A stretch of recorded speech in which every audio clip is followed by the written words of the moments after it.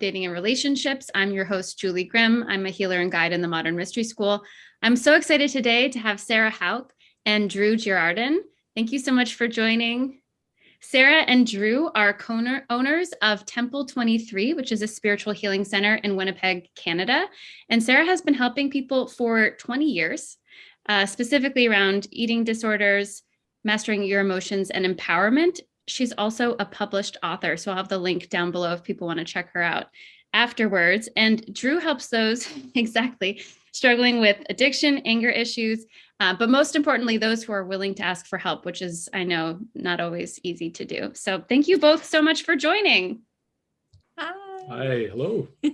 Hello. And I know a little bit, actually, I don't know that much about both of you, but I know a little bit more than our viewers might. So could you just tell us a little bit more about yourselves, and not the full relationship journey, but just like a little piece to get us started? Wow. Me? Yeah. Okay. I had almost pretty much given up on the idea of finding a partner and whatnot. I found Sarah a time in my life when I thought that I was going to live the rest of my life young, wild, and free, and until that abrupt moment where I'm very old. And then, lo and behold, I started to work on myself a little bit, and I started meditating, and I met Sarah actually at a meditation, and she actually doesn't remember the first time she met me, so it's kind of an awkward moment to bring up. But you made an impression on her. I didn't make any first impression. There's none. But she made quite the impression on me, and so I saw her a couple times after that, and the rest is history. That's the Coles Notes version. We were kind of pressed for time, so.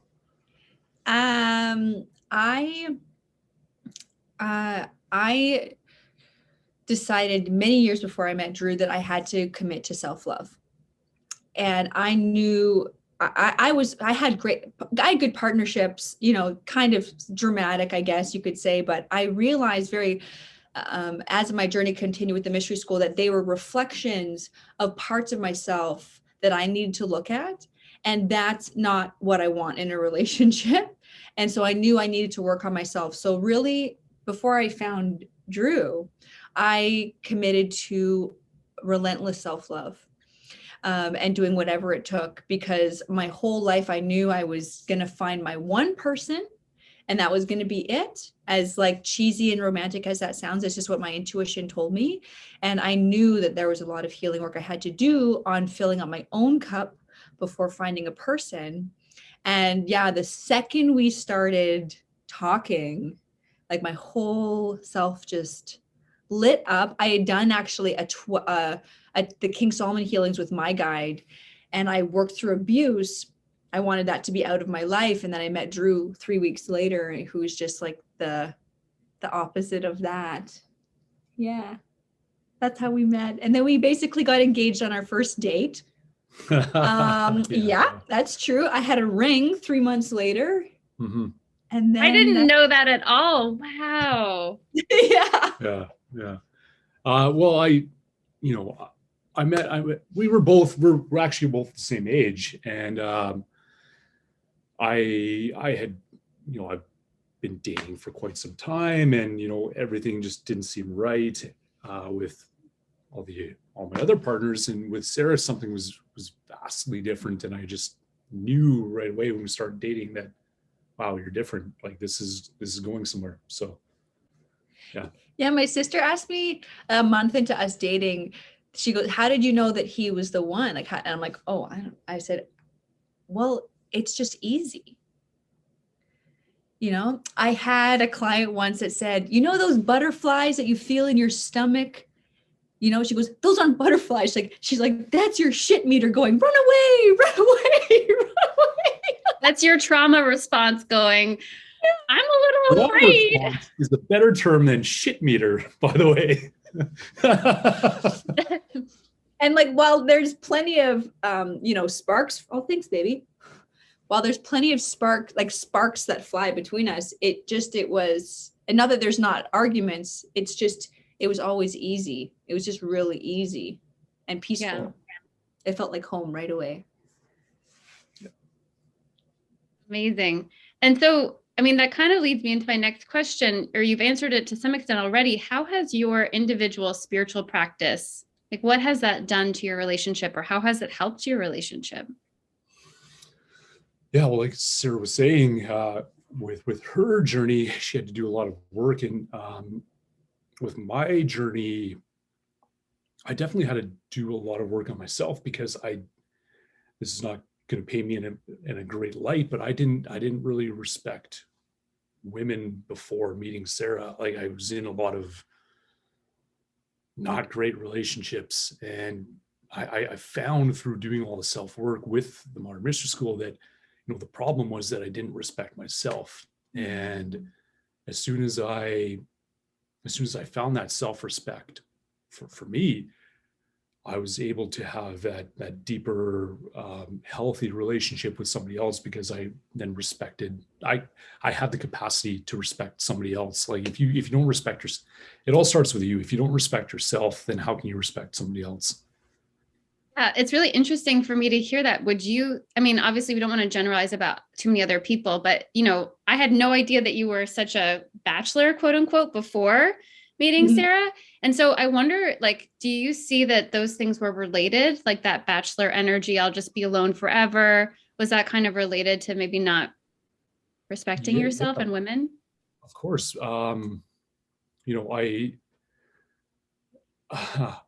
Experience definitely showed me that, up until that point, up to the point of forming this relationship with Sarah, that it was just pain, and attachment caused pain, and a lot of my first girlfriends cheated on me, and then I ended up cheating on a lot of my other girlfriends, because it was almost like, I'll beat you to it. I'll hurt you before you can hurt me. And that kind of, when I was in a place where I was ready to kind of grow up and just move past that, is like, okay, I could just kind of surrender to this, that what, yes, there is definitely a chance of me getting hurt, but how can I be in this 100% if I'm still afraid of getting hurt? So yeah. Powerful. Not easy to do. It takes a lot of courage. Not easy to do it all when your entire life of experience is showing you that people are just waiting to hurt you, or you can just hurt other people. Yeah, I think a lot of what we've learned is that that you can't, you can have a healthy, loving, respectful, fun, joyful, passionate relationship, and that there isn't another shoe to drop. I think in the beginning, I know I was waiting for that other shoe to drop. Okay, like, when is it going to get hard? When do I have to run? But that never happened. And then you kind of start to eventually I started to feel so safe, I think that if we're talking about how did my spiritual journey help in the relationship, I think that my spiritual journey helps me become more who I am. And I think in a relationship with two people that are both committed to self-growth and development, and each other, that the things that you have to work together on, the things that are blocking you from your true self. And so the mystery school taught me all kinds of things, like self responsibility. So we don't blame each other, maybe in the moment sometimes, but not in the long run. We understand energy deflection. We know redirection. We know how to not take things personally. We are constantly trying to get better with our emotions and communication and expressing them.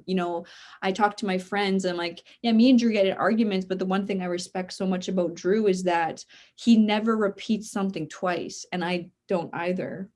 If we really say something, this bothers me, or I don't, we are really good at redirecting and learning from each other and learning from experiences.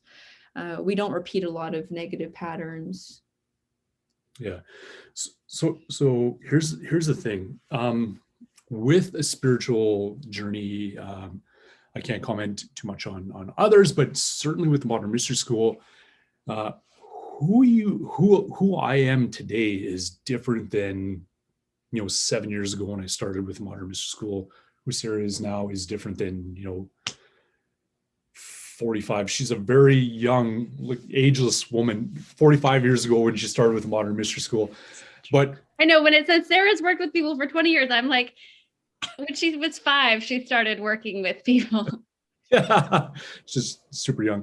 No, but who you are when you're doing this work changes so much, so drastically, so often.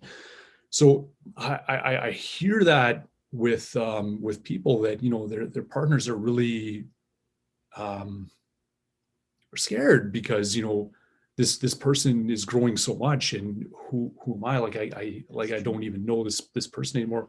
Well, of course you don't. This person didn't know themselves, and now they're starting to know themselves. So I believe it is paramount that that both people are in some capacity working on themselves, doing that self work. If your partner is studying with Modern Mystery School, read some self-help books. If Modern Mystery School isn't your thing, do some kind of self-work on yourself to improve, to grow personally. Do something, because you need to change. You need to know yourself to match, to meet your partner. Modern Mystery School is just the best, easiest way that I know. But yeah, You also get you have to. I fall in love with you over and over again. Yeah, well, that's the thing. It's like a new person all the time. So yeah, And that's always so beautiful. That's so beautiful. I interviewed another woman, Danielle, who's also in the Modern Mystery School. She said the same thing. She's been with her husband now for over 10 years. And she's like, I'm always different. He's always different. Yeah. We can fall in love again with somebody new. Yeah, it's true. I think before you attract people based on the energy you put out. And I think when I was more scared in my life and I would wear more masks, you wear these masks to protect yourself or to show up as some grand version of yourself. And especially in dating relationships, right? You go up and you want to show the best version of yourself. And so our relationship has been, we take off our masks. We've been slowly taking off our masks. I know you're just thinking silly. First date, it's the best version of yourself. There's suit, there's dresses and all that, and then a year later you're on the couch eating chips in your sweats. That's not true. No, that's not true with us. But when you have the mask and you show up to the first date and your shiny mask, and then I would definitely. Well, and then what I've experienced in dating too is then almost you feel disappointed when you start to see the real person. And, of course, you're not putting on the mask because you want to create necessarily, you're not trying to manipulate the person. It's just the way that we protect ourselves, like Sarah was saying. But then as time goes on, you start to see the person for who they really are. You're like, oh, this is how it's going to be. Oh, wait. I'm not sure. This is what I want. And when you don't have that fundamental understanding of growth and progression, that's a very easy place to cut and run and blame and project and have expectations of other people. And you were like this and da. But we understand that that's the natural process of healing, and feeling safe with someone is exposing these parts of you that are not as evolved. Now, just like when we talk about Kabbalah and these journeys, it's not about cutting these parts of you off. As the masks fall, that's good. Then the light comes through. So instead, especially now as parents, we're better at this for each other, is, okay, this is a hurting part of you. How do we elevate this part of you to its greatest version? That's how you create two better people. That's how you support each other. So loving rather than just saying, not good enough, next. Yeah. Well, in this world, in this society, there's the overwhelming mentality that if it's broken, I'll just get a new one. Mm-hmm. I'm not gonna try to fix it. I'll just go and get something new. You can Yeah, just swipe for it now. You don't even have to leave your house. You can just go swipe. There's the man market, the woman market. There you go. And then there's kind of just like also building a house on a broken foundation. And I don't think that that's any better. No. Right. And then we just like, they live with it. You know what I mean? Like, obviously you pick your battles, but like not committing to mediocrity, not committing to a relationship that's not serving either of you. And yeah. Absolutely. Yeah. Well, and you mentioned now that you are both parents, which is so exciting. Congratulations. Thank you. Thank you. And that's a whole nother world. So, you have your relationship, that container of, you're meeting each other, you're taking off your masks, but now you introduce a third person. Yeah. And I know also you guys had your child during the pandemic, as so many people did, which adds yet a whole nother layer of excitement, I think, to the mix. So what kind of lessons or, challenges, obstacles, things learned have you guys experienced during this awesome time of fatherhood and motherhood? Honestly, what pops into my head right away, and what's been in the forefront of my awareness for some time now is the lesson of just unconditional love. Like you just see this little person, and you just can't help but love them no matter what. And to you, they're perfect. And I really get it that every parent thinks their child is the best, the best, and the most beautiful, handsome, whatever. I get it. I do. And this person, whatever they do, they can do no wrong. And it's really something amazing. Like, yes, I love Sarah on a deeper level than I've loved anybody before. And yes, I love myself now more, but that it's not a deeper love. It's not a more profound love. It's just another kind that it's just like, this is somebody who's a part of me. This is somebody who's a part of the woman that I love. It's just really special. It's really magical. Yeah. Well, I learned that we should talk about this more, because I watched a lot of YouTube videos on pregnancy. There's not a lot of videos for postpartum experiences. Now, something that maybe people can tell you about, I guess, what parenthood's going to be like, but you have absolutely no idea until you are in it. And, I think what was hard because I think, if I may speak for you, and I'm sorry if I do this, I think the hardest thing that he deals with is when I don't feel good. Yeah. So when I'm struggling, it's the hardest thing for him. And I went through this very intense grieving process after the baby, because my whole maiden was gone. This way I've lived my life, this very cool version of me, this, the hustler, the grinder. Pretty cool. You still are cool, but your maiden version was pretty cool. Oh my God, she was so rebellious and never wanted to follow the rules. Kind of the cool thing with Kabbalah too is that you get to just be different. Now I just want to go to bed at a reasonable hour, and I want to be reliable, and I just want to be a different version. But there was this crazy, thank you, by the way, that was very nice. There was this period of death, and I didn't know what my mother looked like. And I was struggling with, isolation, because the only person that I could see was my husband and my mom, because my mom was allowed to come over. God bless her. But we were in total isolation, and no one explained how this process was going to go. So there was some rocky 6 months, where we had to just figure out what this looked like. But now It's amazing. To that effect, so I know so many fathers in particular that that when things get tough, they go out and go to the bar and have a couple drinks with their friends. And me being sober for God, 7 years now, I didn't do that at all through the pregnancy. And it was interesting to just be present. And it's uncomfortable. You have a baby screaming. You have wife is not doing well.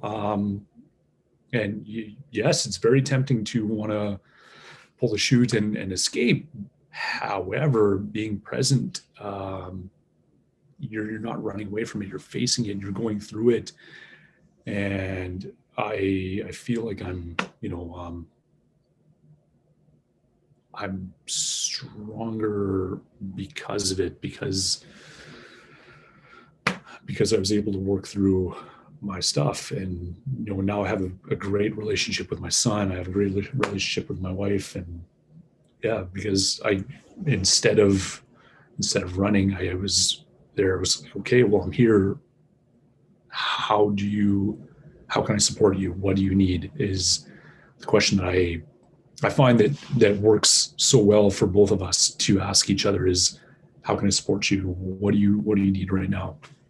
Yeah, when you were talking, I was struck by how much strength, like, our emotions. It's funny because our emotions can be so scary, but then when we look deeper, we're like, why was this so scary? I don't know. It's just a feeling in my body. But, I know for myself, they can be so overwhelming and terrifying. And it takes strength to just sit there with it and not leave, not, escape through drinking, but even through our phone, through Netflix, or all the different ways that we can just escape from ourselves, actually, like in our own emotions at the end of the day. So many ways. Totally. There's no shortage. Yes, there's no shortage. Sorry, you were going to say something, Sarah.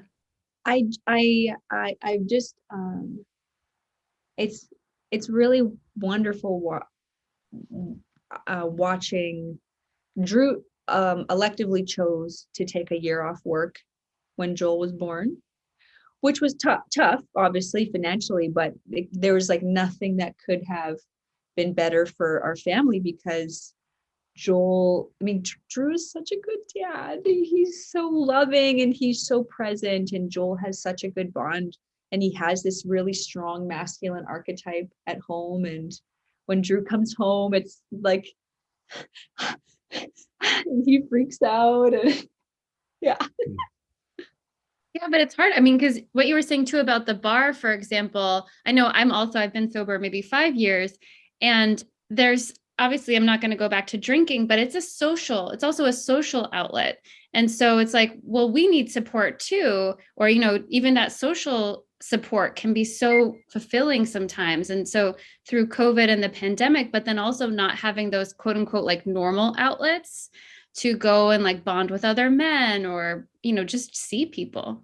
Here's the thing that I've come to realize with men is that I'm not going to say this is a blanket statement, but a lot of men are very uncomfortable, A, asking for help, B, expressing emotions. And it is really prevalent to do so when they're together drinking, because I'm drunk, it's fine, I said I love you last night, but we're both drunk, so it's okay.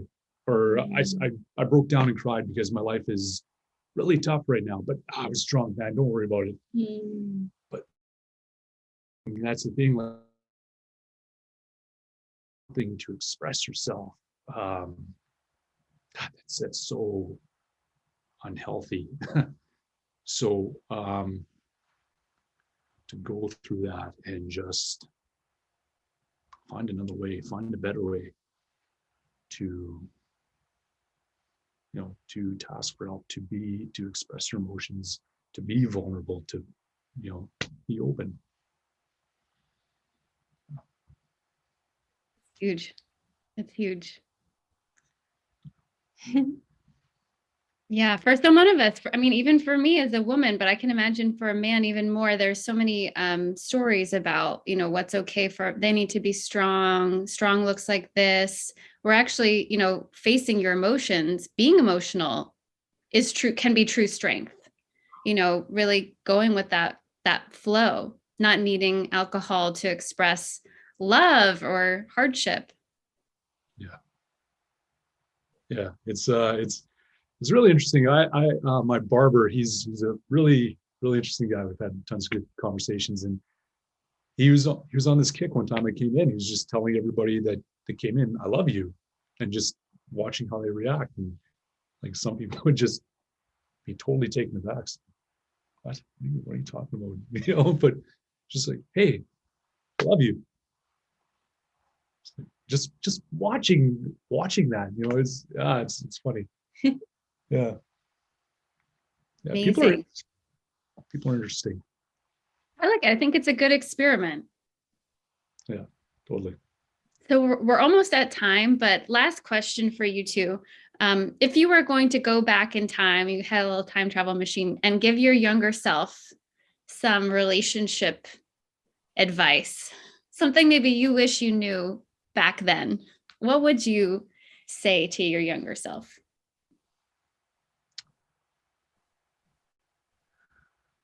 It can even be 18 months ago, younger self. I would say to my younger self, you are enough, that you don't need to put on masks. You don't need to buy expensive things for people. You don't need to put yourself out there to get people to like you. You are enough. And the people that are meant to like you will like you. And not everybody will, but that's okay.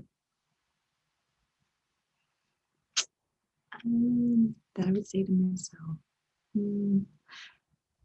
I would say that I wish I had spent more. The one question a man's going to ask you is, what do you need? And that makes them feel safe. It makes them feel like they can do something. It makes them feel important and needed. And I wish that I had spent more time getting clear about what I needed in those moments.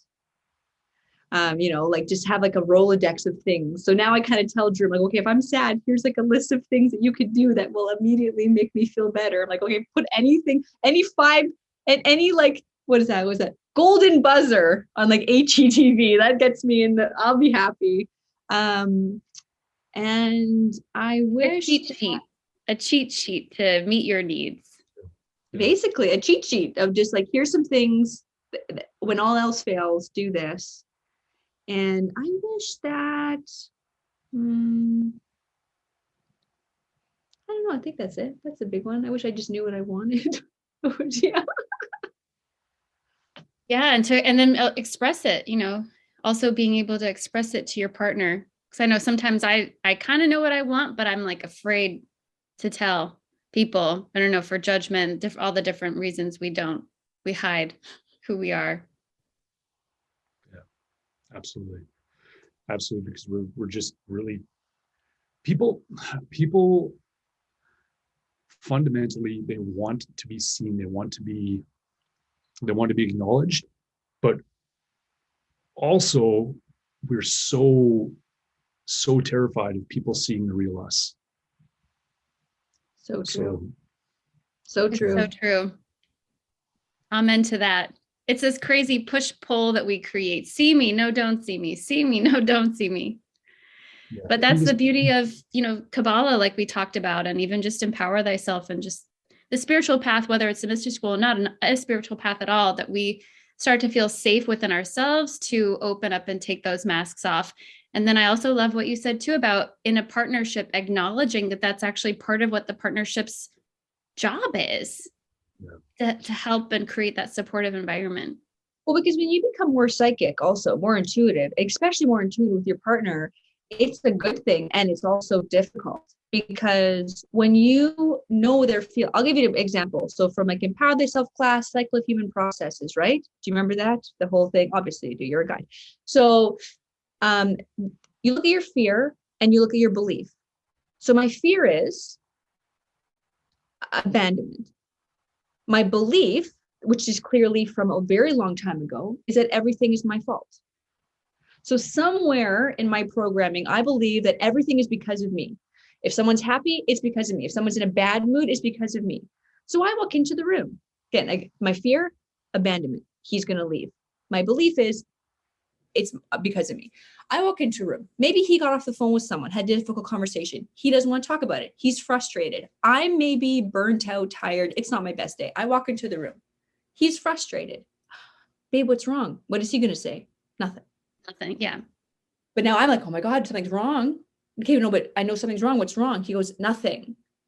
So now I'm like, oh my God, he's lying to me. So then what is my belief? It's because of me. He's frustrated and it's my fault. So I'm going to keep pushing. I'm going to keep pushing. This is the cycle of human process. I'm going to keep pushing until eventually what's going to happen? Well, he's going to be frustrated at me. I'm literally, and then if I keep going at him, well, he's going to leave. He's going to go for a walk. He's going to go for a drive. So part of being in a relationship, is the most important thing I've learned. That's not true. That's dramatic. One of the important things I've learned is that everything in your mind is going to be played out in your physical life if you're not in control. Well, even if you think you're in control. But so in that situation, I made my reality come true. So what I've learned over time and safety and years of communication and all this is that, when I'm in a good space and when he says I'm fine, I just take him at his word. And I don't have to replay that whole story over and over again. And like you were saying, make your thoughts a reality, even if they're thoughts that you don't like, especially if they're thoughts that you don't like, and it's so interesting because many teachers in the mystery school have said, we make our fears reality. And then we justify them even more by saying, see, look, it happened. But, that process of discerning our negative ego, which is the main work of an initiate, is seeing that cycle, which you so eloquently explained. Now I need to go study up and write that in my notes so I can explain it that good. And stop it in its tracks. And that's too, when I talk to people about healing work, energy healing work, they're like, well, what is it? I describe it, we're working at the level before the thought even happens, right? Because we can obviously, use positive affirmations, meditation, so many tools in Empower Thyself also that we give you to support and letting go of those attachments to old belief systems. But energy healing works at a level above all of that. So we can kind of take it out before it even happens. Just so powerful. And even the Kabbalah, like Netzach and Hod, that triangle, like when I'm in my personality, it's so important because first these emotions come up and like these stories come up. And so I use those exercises from Kabbalah to like control my emotions and then use Hod to tell myself the truth about what is happening in the situation so that you can get that higher perspective. And part of this work is being able to do that instantly and really change. And probably maybe the biggest advice we got in COVID was from our mentor Verla, and she was talking to us, whatever, and she said, Sarah, you give him no foundation to love you from. And so it's one thing to love yourself. It's another thing to let yourself be loved by someone else. And I'm a really hard worker. And so I went to work on that and I'm like, okay, I gotta do this. I gotta do this. Come on, let him love me. Let him love me. And so what I did, and I finally did. That's amazing. And then what happened was I looked at him and I said, oh my God, because Christina Lozano, she's the queen of Instagram. And honestly, like her stories, wow. And it said, when you were come down to earth, God told you that how parents loved you is love. And so if you were ignored, that was love. If you were yelled at, that was love. And so that was my reality, being yelled at and ignored. And so when he's like, I love you, I'm like, no, you don't. Like paying attention. I love you. Paying attention to me and being nice to me and complimenting me. That's not love. That's not love. Love is all the things that I know. And so when I finally rewrote my foundation, I looked at him and he's like, I love you. And I'm like, you love me. You love me. It was so nice. And then you don't love from a personality. You don't love because your mask suits my expectations and my mask suits your expectations. And then we kind of ignore it, or we suppress, or we drown ourselves and what's that word? Distract ourselves. We're actually present. It's amazing. It's amazing. It's amazing that you can have those breakthroughs. It's amazing that you can have that healing. And even what you've just said now about the personality and not just, having personalities that kind of work together and suit one another, but really coming from that individuality and from our soul, because that's what we all want, right? That's the quote unquote, like fairy tale. But there's so many blocks that can come up, especially from unresolved issues and trauma in childhood. It's not related to relationships, but I have a very similar story as Sarah's that, I was always told I was dumb when I was younger. I was like, so then I was on a course to prove I was not dumb, obviously. Like that was my whole world. I'm just going to like prove that I'm not and do everything I can to not be dumb. And one day, and it was not so far away as you might think. It was like pretty recent times. I was walking down the street and all of a sudden, kind of out of nowhere, I realized I'm not dumb. It was like this transformative moment. And I didn't have to prove that I wasn't dumb because I didn't have to fight it anymore. I could just be like, I'm not actually dumb. This is what? It's crazy. And to, people hearing that, they might even think that's wild. That's so weird that I would think that I was, like up until my late 20s, that was a belief that I just had. And it didn't matter if I got good grades or people told me I wasn't dumb. It didn't matter because I just thought that I was. So it's wild.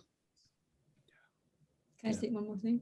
Yeah. Well, no, you go. Like, I think that everybody, like you look at any one person, like rich, poor, successful, anybody, we all have our challenges to overcome, and we struggle with that internally. And you, like, I had no idea that was your struggle. And Sarah, you wouldn't know that from looking at her.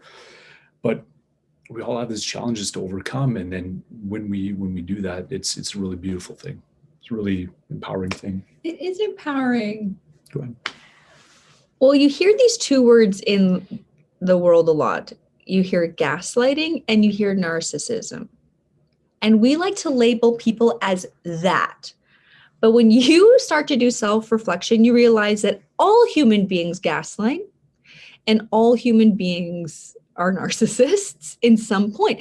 And so part of, I think, why our relationship works too is because we can self-reflect and we do come back to each other and we apologize when you need to apologize. And it's important. The wounded parts of you are part of your relationship. Mm-hmm. That's just how it is. And so you can't go into a relationship thinking that you're only dating, marrying, sleeping with that perfect version of someone. Every person has their stuff. And so when you can commit to helping that other person, unwound, heal, that's a really magical thing. And of course you have to do it for yourself. I can't do it for Drew and he can't do it for me, but we create a safe environment for that to happen. Create that potential. Yeah, definitely. And then we have a lot of fun. That's a big thing. Yeah. We have a lot of fun. It's important. Joy in relationships, joy in life, but especially in your partner. If you don't have joy from being with your partner, where will you have joy? I don't know. Well, okay.